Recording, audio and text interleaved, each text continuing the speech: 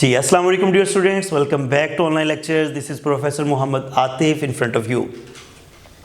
आज का हमारा लेक्चर है about noble gases. Noble gases क्या होती हैं, नोबल गैसेस हमें कहाँ से मिलेंगी, इनके यूजेस क्या क्या हैं, नोबल गैसेस के अगर कंपाउंड एग्जिस्ट करते हैं तो वो किस तरह के एग्जिस्ट करते हैं और क्यों एग्जिस्ट करते हैं, इनके बारे में हम जानेंगे। जी नोबल गैसेस जिसमें हमारे पास हीलियम, बहुत ही शरीफ गैसेस है, helium, neon, argon, krypton and xenon, ये और इसके साथ में रेडॉन, ये सारी के सारी हमारे पास जो हैं नोबल गैसेस हैं। नोबल गैसेस इंतहाई शरीफ गैसेस हैं, इन्हें आइडियल गैसेस भी कहते हैं। ये ज़ीरो ग्रुप के एलिमेंट्स हैं और इसके साथ साथ ये ऐसी गैसेस हैं जिनकी तरफ पीरियोडिक टेबल के तमाम एलिमेंट्स हसरत भरी निगाहों से देखते हैं कि काश हमारे पास भी इतने ही नंबर ऑफ इलेक्ट्रॉन्स होते हैं, काश हमारी भी इलेक्ट्रॉनिक कॉन्फ़िगरेशन इनके जैसे होती है, हमें कोई काम ही ना करना पड़ता, हम भी बॉन्ड ना बनाते, हम भी स्टेबल मॉलिक्यूल की तरह आराम से ज़िंदगी गुजारते जैसे नोबल गैसेस ज़िंदगी गुजार रहे हैं। किसी से ये जल्दी कंपाउंड ही नहीं बनाते, like helium, like neon, argon,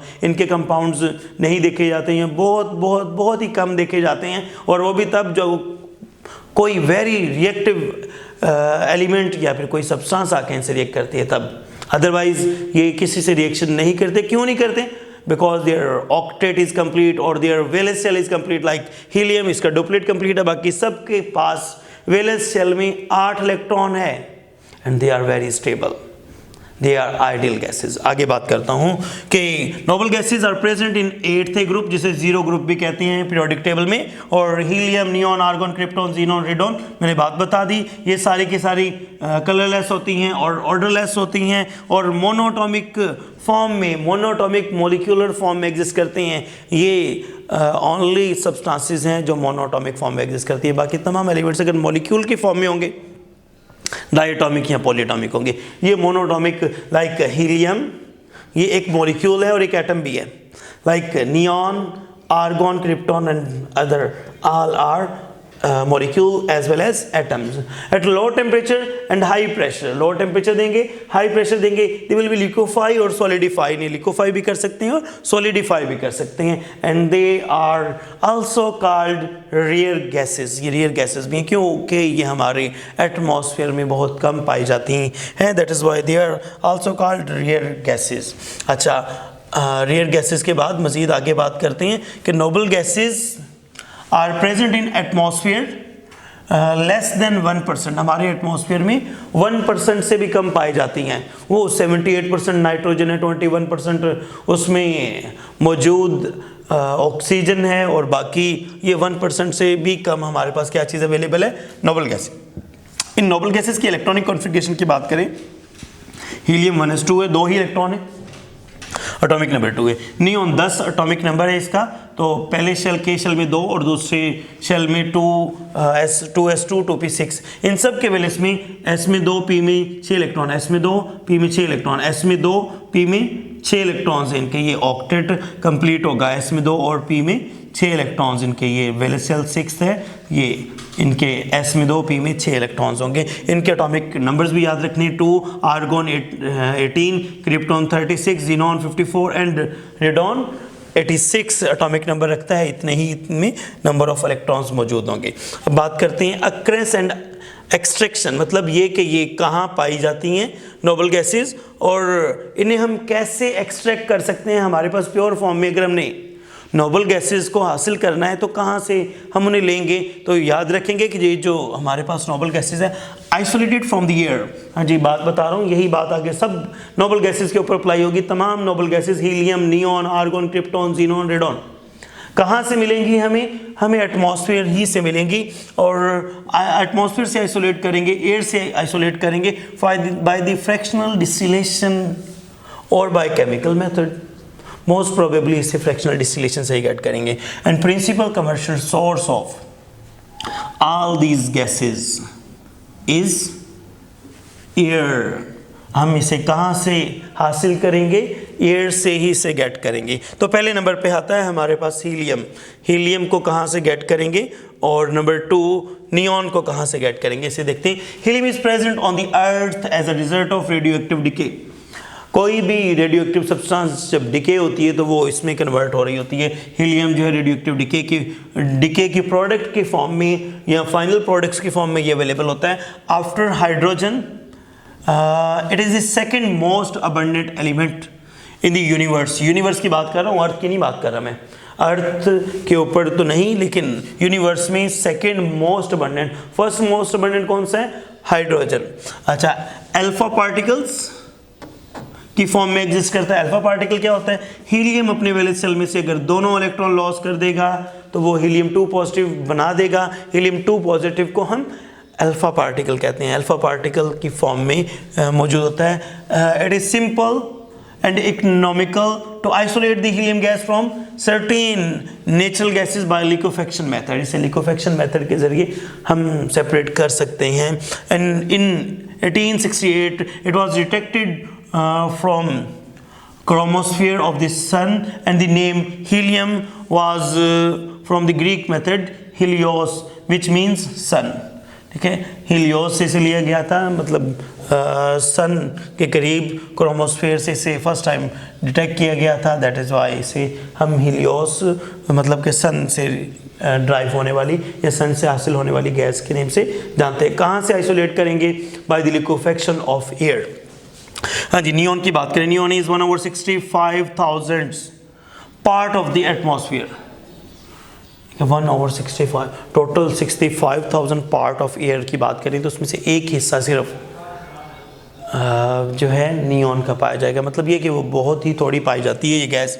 it is also isolated during the liquefaction of air in the discharge tube. Discharge tube में भी इसे थोड़ा बहुत गेट कर लिया जाता है जब इसकी लिक्विफेक्शन की जाती है। It glows reddish of all the noble gases. Okay, the discharges of the neon is the most intense at ordinary voltage। ordinary voltage पे भी ये ज़्यादा ग्लो करती है और ज़्यादा इंटेंस ग्लो करेगी, और इससे जो है ऑर्डिनरी वोल्टेज पे अगर करंट प्रोवाइड किया जाए। And it is 40 time more refrigeration capacity than liquid helium. इसकी रेफ्रिजरेशन कैपेसिटी 40 टाइम्स ज़्यादा है। कहाँ से गेट करेंगे? इसे भी एटमॉस्फेयर की लिक्विफेक्शन और उसके बाद उसकी फ्रैक्शनल डिस्टिलेशन से ही गेट करेंगे जी। तो ये दो गैसेस हमारे पास होगी, कहाँ से हम इन्हें गेट करेंगे और किस तरह की होती हैं। फिर हमारे पास आता है आर्गॉन और krypton. Argon was discovered by Ramsay. It is colourless and odourless gas. Colourless odourless gas है, इनर्ट है, not known to form any true chemical compound. कोई ट्रू केमिकल कंपाउंड इसका नहीं मिलता। अच्छा, it is obtain by the as a by product of liquefaction of air. Liquefaction of air जब की जाती है डिफरेंट अदर गैसेस को एक्सट्रैक्ट या ऑब्टेन करने के लिए, तो उसी ड्यूरिंग बाई प्रोडक्ट के तौर पे हमें आर्गॉन भी मिल जाता है। फिर बात करूँगा क्रिप्टॉन। क्रिप्टॉन हमारे पास प्रेजेंट है एयर के अंदर, ऑर्डरलेस है, कलरलेस है, फेयरली एक्सपेंसिव गैस है। ये एक्सपेंसिव गैस है क्योंकि ये थोड़ी पाई जाती है। It is characterised by its brilliant green. जी, क्रिप्टॉन की बात करें तो krypton is present in the air, colorless और orderless गैस है और expensive गैस है ये। It is characterized by its brilliant green and orange special lines। Okay, brilliant green और orange special lines ये produce करती है। Its compounds, इसकी compound की बात करें तो krypton difluoride can be prepared by various method। इसके compound देखने को मिलते हैं। Down the group move कर रहे हैं तो एटॉमिक साइज़ बढ़ता जा रहा है। एटॉमिक साइज़ के बढ़ने की वजह से कुछ ये जो हमारे पास नोबल गैसेस हैं कुछ ना कुछ रिएक्टिविटी शो कर सकते हैं, बहुत थोड़ी वो भी। और किससे रिएक्ट करेंगे? मोर रिएक्टिव एलिमेंट फ्लोरीन से रिएक्ट करेंगे तो क्रिप्टॉन फ्लोराइड देखने को मिलती हैं। आगे बात करता हूँ जीनॉन और रेडॉन की। पहले जीनॉन को देख लेते हैं फिर रेडॉन की बात करें। Xenon is present in the atmosphere to very small extent. बहुत थोड़ी पाई जाती है, 0.08 ppm पार्ट पर मिलियन जो है 1 मिलियन में 0.08 पार्ट इसके पाए जाते हैं। It is obtain by as a by product during the fractional liquefaction of the air. Same वही मेथड, इसके भी फ्रैक्शनल डिस्टिलेशन या फिर पहले लिक्विफाई करेंगे फिर उसकी फ्रैक्शनल डिस्टिलेशन करेंगे, तो हम डायरेक्ट कर रहे हैं फ्रैक्शनल लिक्विफेक्शन ऑफ एयर से गेट करेंगे। It is available commercially in cylinders at high pressure, high pressure के ऊपर ये सिलेंडर्स में मौजूद हमें मिलती है। It's react with chlorine but not with water, water से रिएक्ट नहीं करती, स्लाइटली सॉल्युबल होती है वाटर के अंदर। एंड कितनी डिजॉल्व होगी, and extend to about 110 millilitre पर लीटर एट 20 डिग्री सेंटीग्रेड। ये कुछ इतनी डिजॉल्व हो जाती है, एक्सटेंट ऑफ अबव 110 मिलीलीटर पर लीटर जो है ये डिजॉल्व होती है। नेक्स्ट मैं बात करता हूँ रेडॉन की। रेडॉन कहाँ पाई जाती है, किस तरह पाई जाती है? Radon is alpha decay product of radium. Radium radio active material है, उसकी अल्फा डिके, उसमें से अगर अल्फा पार्टिकल रिमूव होता है तो उसके बाद वो रेडियम में कन्वर्ट हो जाएगा। It is present at very small extent in the atmosphere and could obtain as a by product from the liquefaction of air. सब में ही ये लाइन मैंने बोली है कि बाई प्रोडक्ट ऑफ के तौर पे ऑब्टेन होती है लिक्विफेक्शन ऑफ एयर में। And small quantities of this gas is usually needed, can be collected from the radioactive decay of radium। Radium radioactive material जब डिके करेगा अल्फा पार्टिकल रिमूव होगा और रेडॉन 86 जो है साथ में 222 ये बन जाएगा। हाँ जी, हमने helium, neon, argon, krypton, xenon और रेडॉन इन तमाम कंपाउंड्स की अक्रेंस देखी कि एटमॉस्फेयर में पाई जाती है, इन्हें वहाँ से ऑब्टेन किया जा सकता है बाय द लिक्विफेक्शन मेथड। और इसी के साथ हमने देखा कि किस तरह से उससे कि कंपाउंड या किस फॉर्म में ये एग्जिस्ट करती है। मज़ीद हम बात करते हैं physical properties of the noble gases. इनकी फिजिकल प्रॉपर्टीज़ किस तरह की हैं, फिर हम देखेंगे इनके कंपाउंड्स। हाँ जी, फिजिकल प्रॉपर्टीज़ में नोबल गैसेज इनके क्लोज ऑक्टेट है, इन सब के पास NS2Np6 टोटल 8 इलेक्ट्रॉन है, क्लोज ऑक्टेट होगा, एक्सेप्ट हीलियम। हीलियम के पास डुप्लेट होगा, 1s2 इलेक्ट्रॉनिक कॉन्फ़िगरेशन है, बाकी सबका ऑक्टेट कंप्लीट होगा। Due to the close shells their ionisation energies are very high. Ionisation energies इनकी वेरी वेरी हाई होंगी। नंबर 2 बात करें अगर हम, लो बॉइलिंग पॉइंट्स होंगे। क्यों लो बॉइलिंग पॉइंट्स होंगे? क्योंकि ये नॉन पोलर मॉलिक्यूल्स के फॉर्म में एग्जिस्ट करेंगे, इनके दरमियान इंटरमोलिकुलर फोर्सेस जो हैं वो वेरी वीक होंगे, जिसकी वजह से इनके बॉइलिंग पॉइंट्स भी वेरी लो होंगे। Boiling point of helium is the lowest of any. Down the group move करते हैं अगर helium, neon, argon, krypton, xenon, इन सब में अगर हम डाउन द ग्रुप मूव कर रहे हैं तो boiling point down the group क्या होगा? इंक्रीजेज। बॉइलिंग पॉइंट जो है दैट इंक्रीजेज डाउन, ठीक है, boiling point down the group increase हो रहा है, इसका सबसे लो होगा और जीनॉन का हाई होगा। वजह क्या है, क्यों हमारे पास जो हीलियम की बात कर रहे हैं, हीलियम का बॉइलिंग पॉइंट क्यों लो है और जीनॉन का क्यों ज़्यादा है? Down the group size increases, with the increase of size polarizability बढ़ेगी, पोलराइजेबिलिटी बढ़ेगी तो लंडन डिस्पर्शन फोर्सेस बढ़ती जाएंगी। जीनॉन में comparatively stronger London dispersion forces होंगी, that is why its boiling point is high. और जो हमारे पास हीलियम में छोटा साइज है, इंटरमोलिकुलर फोर्सेस वीक होंगी इसमें। अच्छा, वीक फोर्सेस ऑफ अट्रैक्शन इसमें पाई जाएंगी, ये बता दी मैंने आपको बात। मज़ीद हम सोलबिलिटीज़ की बात करते हैं। सोलबिलिटीज़ किस तरह की सोलबिलिटीज़ रखती होंगी? The solubilities of noble gases. हाँ जी, solubilities of noble gases in water increases with atomic number. Atomic number के बढ़ने से इनकी सोलबिलिटी बढ़ती है। It is because the bigger atom are more readily polarized. Down the group move करेंगे, size of the atom larger होता जाएगा, तो लार्ज होने के साथ इनकी पोलराइजेबिलिटी बढ़ेगी और सोलबिलिटी भी बढ़ती जाएगी। आगे बात करते हैं कंपाउंड्स ऑफ जीनॉन। जीनॉन के कौन कौन से कंपाउंड्स पाए जाते हैं? तो डायरेक्टली रिएक्ट करता है विद फ्लोरीन ओनली, और दूसरे कंपाउंड्स के साथ, ये दूसरे एलिमेंट्स के साथ ये रिएक्ट नहीं करता। हाँ, फ्लोरीन से F2 से रिएक्ट करता है because that is very reactive. And radon as oxidation state, इसकी ऑक्सीडेशन स्टेट +2 हमें मिलती है।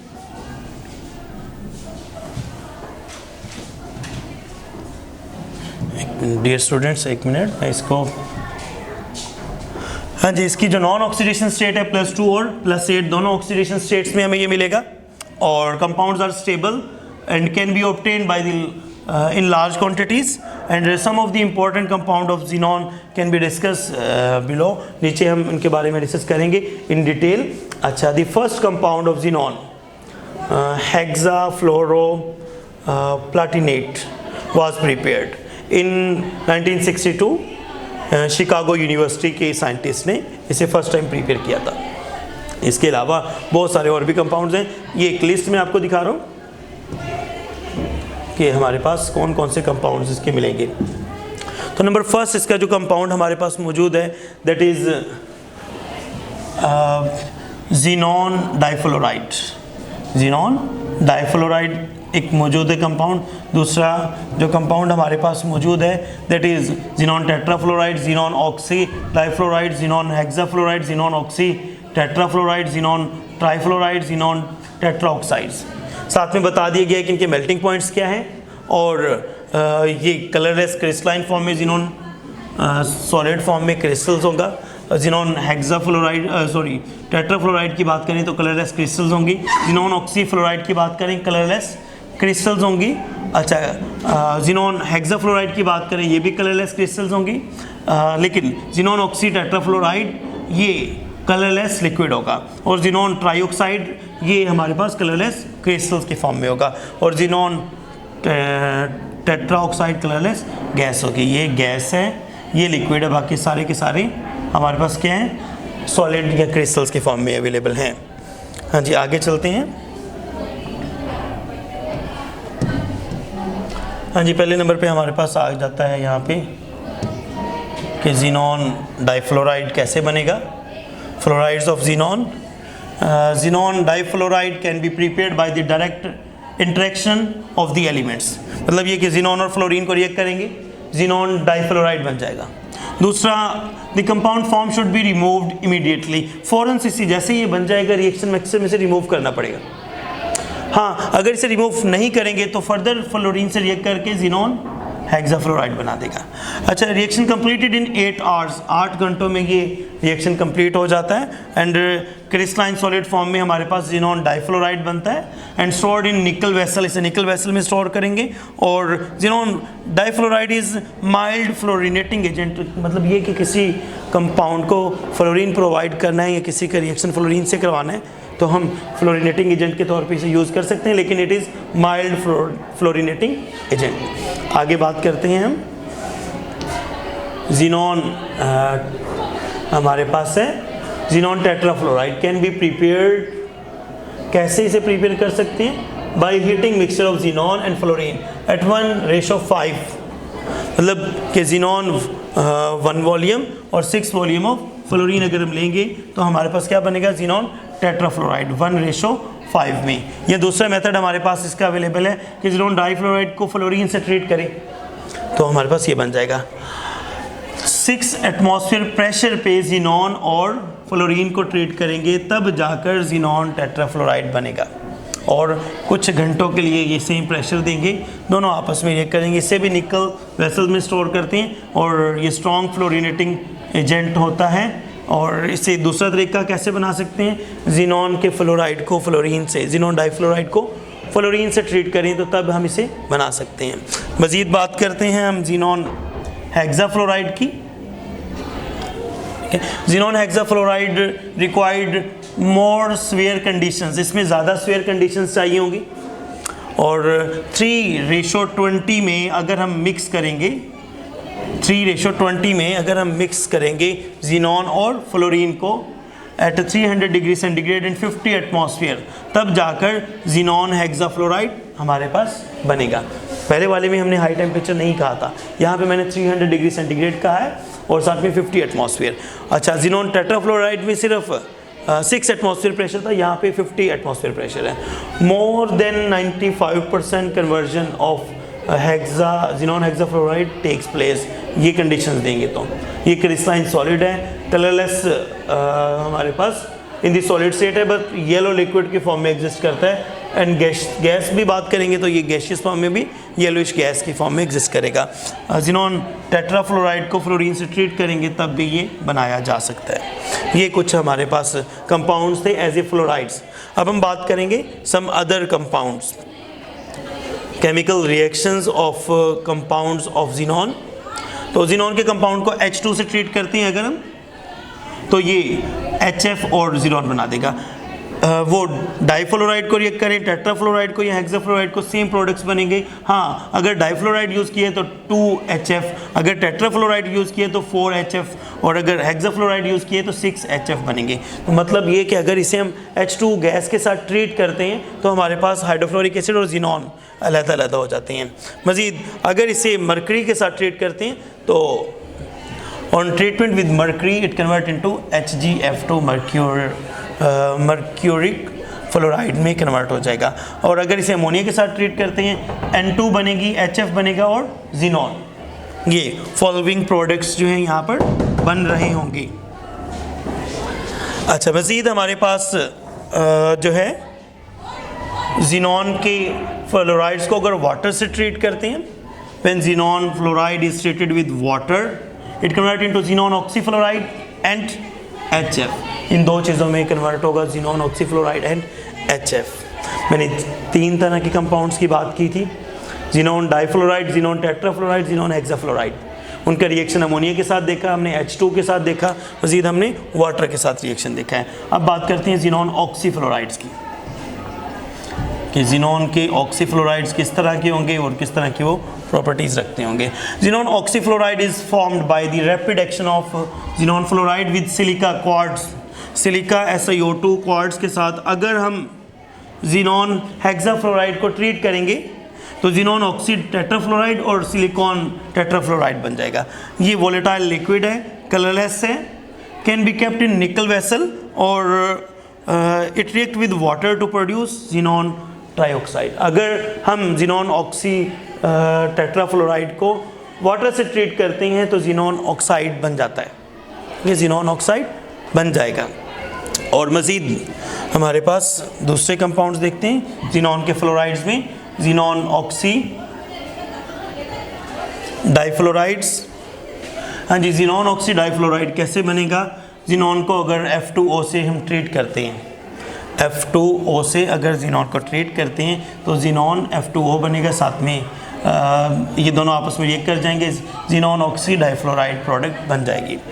फ्लोराइड्स की बात करें तो ज़ीनॉन ट्राइफ्लोराइड Xe साथ में O3 और ज़ीनॉन टेट्राफ्लोराइड Xe साथ में O4। ये हमारे पास 2 तरह के इसके ऑक्साइड्स देखने को मिलते हैं। इन दोनों ऑक्साइड्स की प्रॉपर्टीज़ देखते हैं और रिएक्शंस देखते हैं कैसे बनाए जाते हैं ये। तो नंबर फर्स्ट हमारे पास,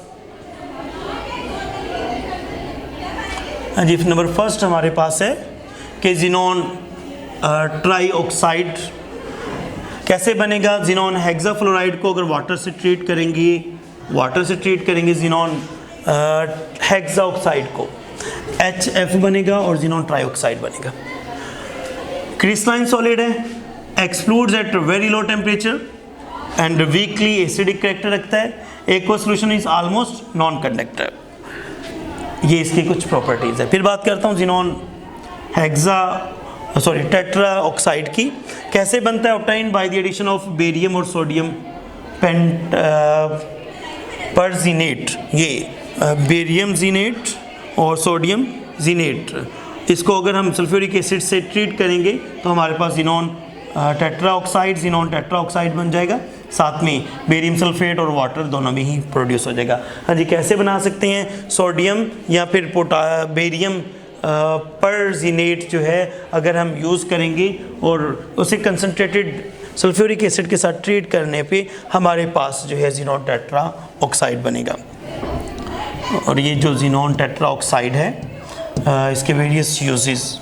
हाँ जी, फाइनली हमारे पास है यूजेस ऑफ नोबल गैसेस। इसे कहाँ पे यूज़ किया जा सकता है? तो पहले ये इस फर्स्ट स्लाइड के ऊपर मेरे पास 3 हीलियम की बात करेंगे। इसे वेदरिंग बैलून में यूज़ करते हैं। अच्छा, नंबर 2 डीप सी डाइवर्स जो हैं वो यूज़ करते हैं हीलियम और ऑक्सीजन का मिक्सचर, 20% ऑक्सीजन और 80% हीलियम। ये कौन? डीप सी डाइवर्स और माउंटेन क्लाइंबर्स ये यूज़ करते हैं। सी डाइवर्स जो हैं स्पेशली इसको यूज़ करते हैं। Helium is less soluble in blood than nitrogen.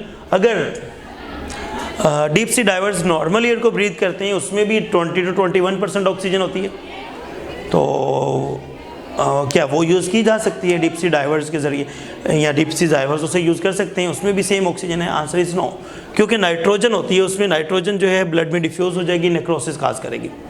यहाँ पर अगर हीलियम यूज़ करेंगे, हीलियम इज इनर्ट, ये ब्लड में डिफ्यूज़ हो भी गई तो ये इनर्ट है, ये रिएक्शन शो नहीं करेगी।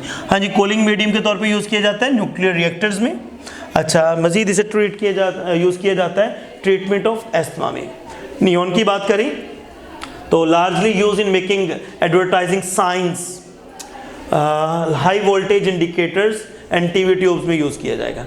नियॉन और helium arc is use making गिलास लेजर्स बनाने में से यूज़ किया जाता है। दूसरे नंबर पे चलता हूँ मैं। आर्गॉन के क्या यूजेस हैं, क्रिप्टॉन, जीनॉन और रेडॉन, इनके यूजेस इकट्ठे ही देखते हैं। तो हमारे पास अगर हम बात करें आर्गॉन इलेक्ट्रिक लाइट बल्ब में यूज़ किया जाता है, फ्लोरेसेंट ट्यूब्स में और रेडियो ट्यूब्स में से यूज़ किया जाएगा। आर्गॉन को Geiger Muller counter radio activity की कंसंट्रेशन फाइंड आउट करने के लिए किसी एरिया में रेडियो एक्टिविटी कितनी है उसके लिए हम गिगर मुलर काउंटर यूज़ करेंगे।